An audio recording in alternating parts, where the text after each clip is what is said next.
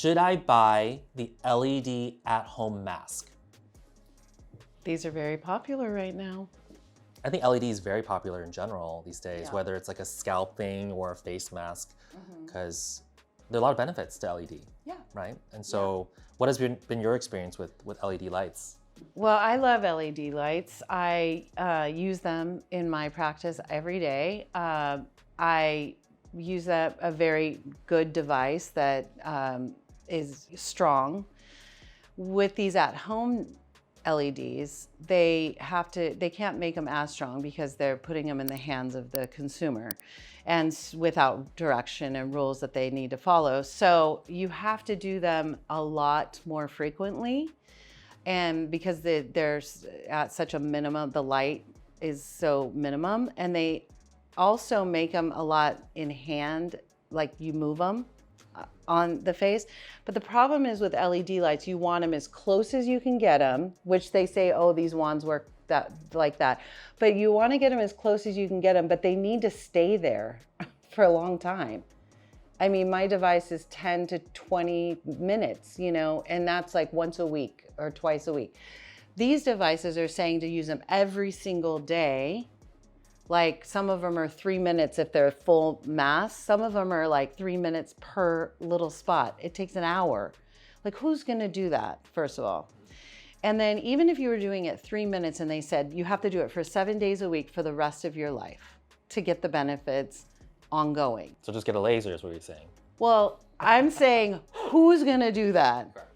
Who in the world Do you think is going to do that? Do you think it's additive, meaning if you did, say, 3 minutes, 7 days a week, does that equate to a single 21-minute session under one of the masks that you do? Yes. If you were to follow their protocol, and I have had clients that say, I'm gonna follow it. I'm gonna get it and I'm gonna do it. It's gonna be my meditation time. I'm gonna sit at home and I'm gonna do this for 3 minutes a day or 10 minutes or whatever their device says.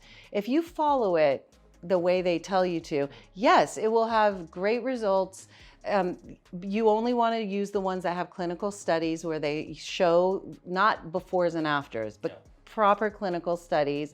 And it's from a really reputable company that's FDA approved, and there's only a few of those out there, and they're usually the home ones are around $400 to $1,200, not $100, So, and then you have to do it. So my clients who have bought these, and I only have experience from a lot of my personal experiences and people in general, is that they'll use it because they bought it and they're gung-ho about it, but then you talk to them a month later and they're like, well, I did it once this week, and it basically just starts to dissipate the use, and then you've got this at-home device, which so many people do, that they don't use. So should you buy the LED at-home device? If you follow the directions exactly how they tell you, and it's really a good machine and you're using it the way it should be used, yes, it definitely has benefits for your skin because it helps to energize your cells and gets everything moving. It helps to build the ATP in your skin that, feeds your cell energy. It helps helps your body create its own ATP. So I think it's very good, but you have to be really, I would just say go to an esthetician once a month and have her do it for 30 minutes. Yeah, I mean, I think LED, I'm mixed on LED. I think you're right that it's probably not strong enough in each individual session at home to do it well. My concern with LED is that, a lot of people don't know what they're treating, right? So someone gets LEDs, like, what are you trying to treat? Are you trying to do anti-aging, which is too broad of a term? Right. Is it you're trying to generate collagen? Are you trying to shrink pores? Are you trying to help with blood vessels? Are you trying to deal with melasma? Now that's an issue because there's also different wavelengths. Mm-hmm. And so do you use the red? Do you use the blue? Do you use yellow light? There's a lot of different LEDs out there.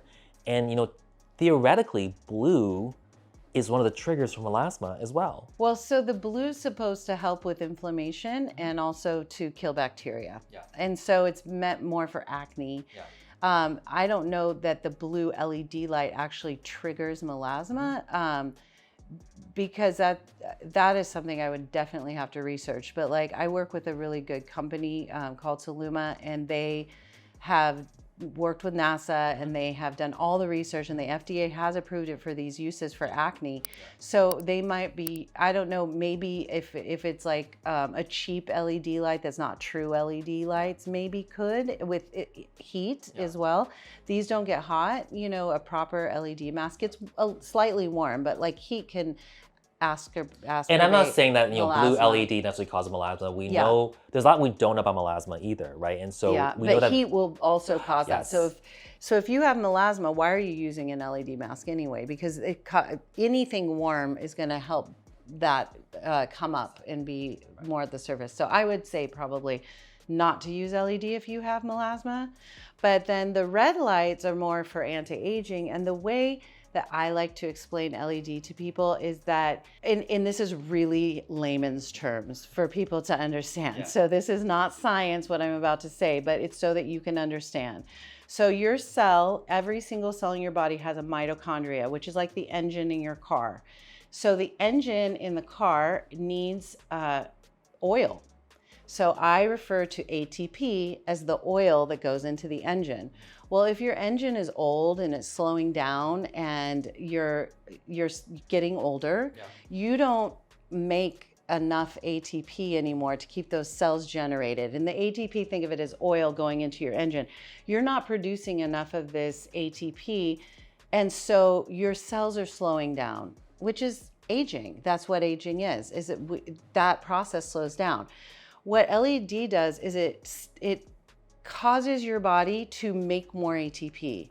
So it sends a signal and this energy to your cells that help to speed up that cell turnover and speed everything up so that your body can create more ATP to make your engine run better, to make your cell run better.